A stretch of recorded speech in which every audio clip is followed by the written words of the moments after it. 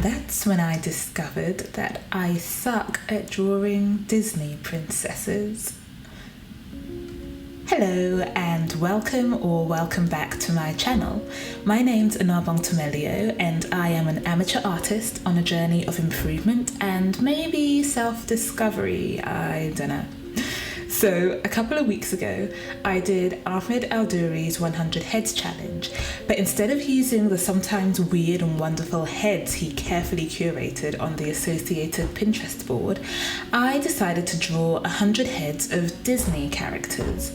I chose characters from some of my favourite Disney movies, and initially I was just going to choose all the Disney princesses because there must be about 100 of them by now, right? But instead, I decided to stretch myself and included some of the supporting characters, love interests, and villains. And I'm glad I did, because it turns out that I had a much easier time drawing them than drawing the pretty princesses. I don't know what happened. Maybe it's the pressure of knowing that the princesses have to look pretty, or maybe it's remembering that I've never been able to draw Disney princesses, and maybe I psyched myself out. Whatever it was, I wasn't happy with how any of the princesses I drew turned out during the challenge, and so I decided to do a redo. I picked the same princesses, daughters of chiefs and one regular non-princess / chieftess, and used the same references, but I'm not trying to draw 100 of them this time, just one of each, so I have time to actually spend on each portrait and try and make it look more like the reference and maybe learn something along the way. I started with Pocahontas, a daughter of a chief, and decided to kick things off with a fairly neutral but expressive face. One tip that Ahmed gives in his 100 Heads Challenge video is to pay attention to the composition of the different faces, i.e. how far is the nose from the eyes and the mouth from the nose, where do the ears start, and how long are the eyes on the face. I thought I was paying attention to all this stuff the first time around, but clearly I wasn't, because none of my princesses looked like their references. I paid a lot more attention this time around, trying to use the facial features as instruments of measurement. For example, the gap between Pocahontas's eyes and the bottom of her nose is about an eye and a half. The finished pictures are by no means replicas of the originals, but I think I got a lot closer than I did the first time round. And because I was spending more time with each portrait this time around and not trying to fit in 10 heads a day, I was able to pay more attention to parts of the Disney style I like and would like to incorporate in my original work. One of these style choices is the juiciness of the lips. As a juicy-lipped woman myself, I love drawing juicy lips anyway, and I've discovered that the Disney artists do too. Even the princesses like Belle and Mulan, who I didn't initially think have juicy lips, are initiated into the juicy-lipped family. But I particularly like the shape of Pocahontas' lips. It's not a shape I would have thought to draw for lips, but it really encapsulates the juiciness of them. Next was Miss Mulan, and although she is classed as a Disney princess, is she actually a princess? I chose the reference of Mulan smiling because it was one that I struggled with before, and I'm learning to practice the things I struggle with in the hopes of improving faster. I still struggled with it, but there was improvement, I think. I also think she's the only happy princess I chose to draw. Smiley faces are kind of hard, at least for me. I didn't do this on purpose, but it also kind of looks like Mulan and Pocahontas are looking at each other, and Pocahontas is not amused. Pocahontas has full disapproval on her face. Don't act like you wouldn't pose as a man to take your elderly father's place in the war, Pocahontas. You know you would. Maybe if I decide to draw them again, I'll have them purposefully interacting.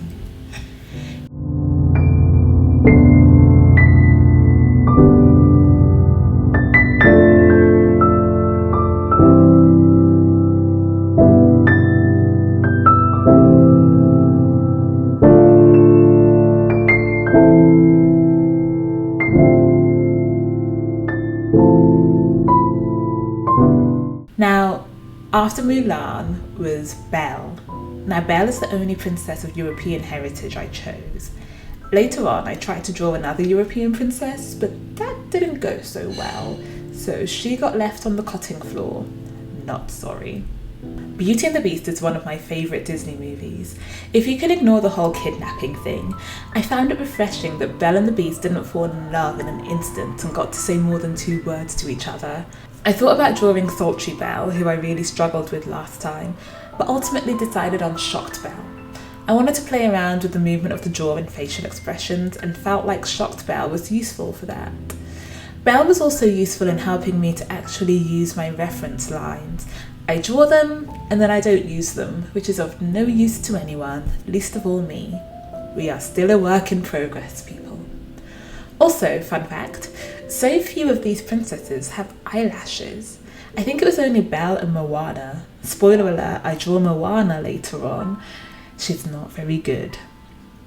Another thing I liked with the Disney style is how they play around with facial symmetry.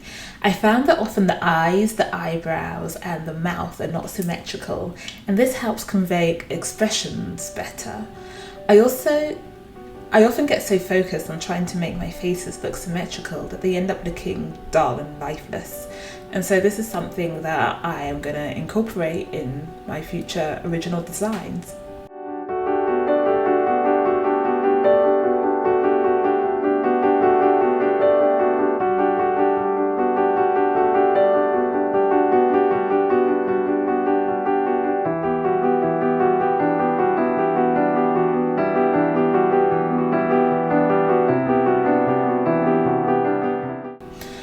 I need to pay better attention to where my camera stops recording.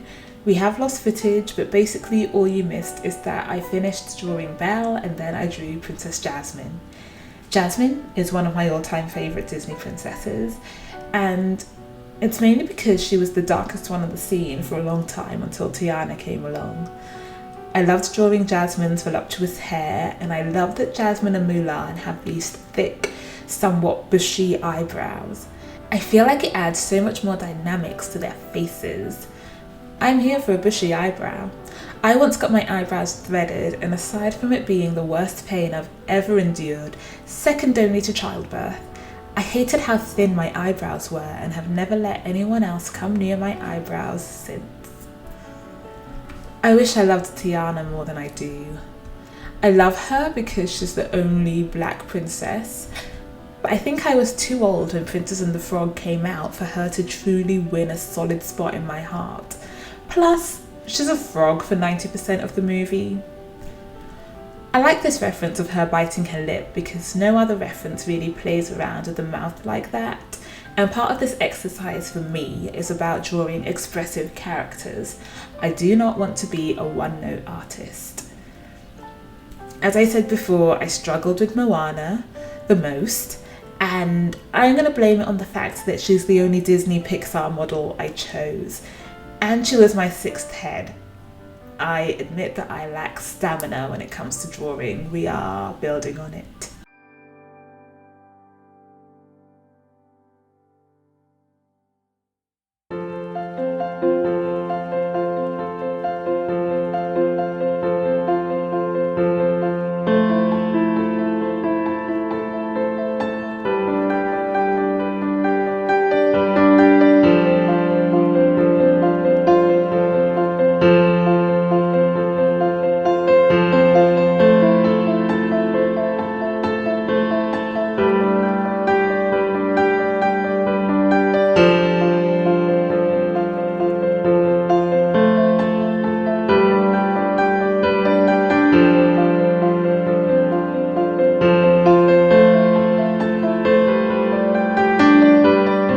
So on the editing floor at this point is footage of me trying to draw Rapunzel from Tangled. It did not go well. She looked like a pretty girl, but she did not look like Rapunzel. So because it was my 7th head, we gave up on doing hard things and we went back to my Disney comfort zone, which is drawing characters from Lilo and Stitch. If you remember, last time my all-time favourite character to draw was Mr. Bubbles, but I decided to stick with the age and gender theme on this spread and chose to draw Nani. Also, I wanted to put my Pacific Islander girls together. This was completely by accident, but it ends up looking like Nani and Moana are both looking at the same thing and are both seriously disturbed by what they are seeing.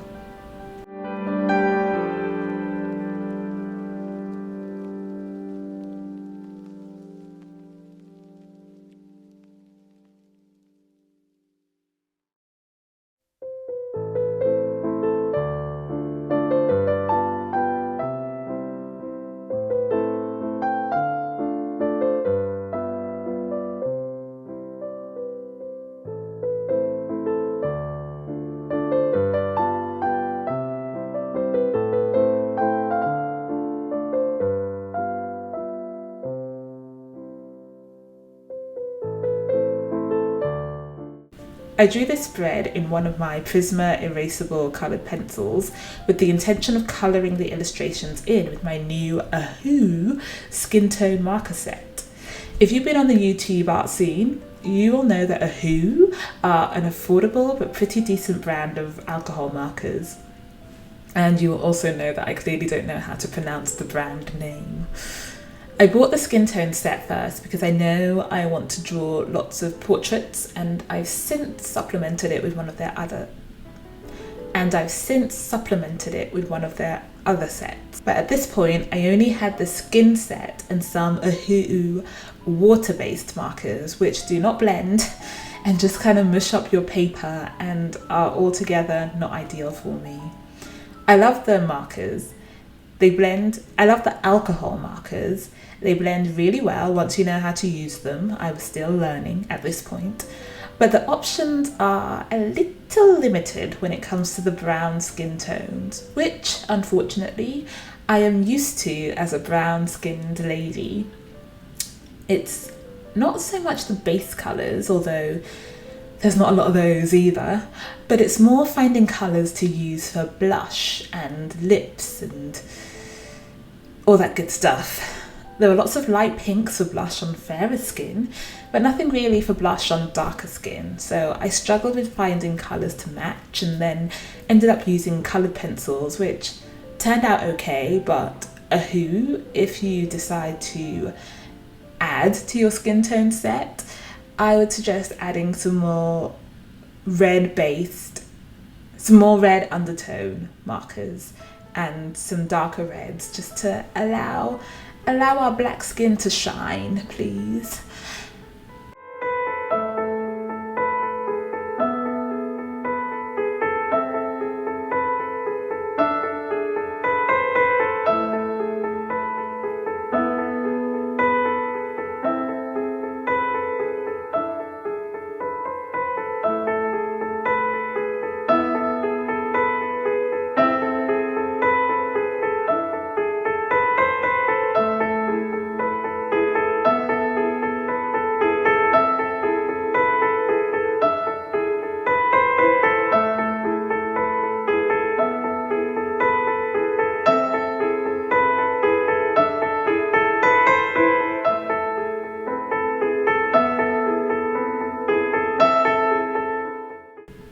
At first, I thought I was just going to use my skin tone alcohol marker set, but realised I needed those blacks and reds and blushes for darker skin and lips and hair, so I had to break out the water-based markers, which worked okay when mixed with the alcohol markers, but I would not recommend trying to layer them with other water-based markers unless you hate your sketchbook papers.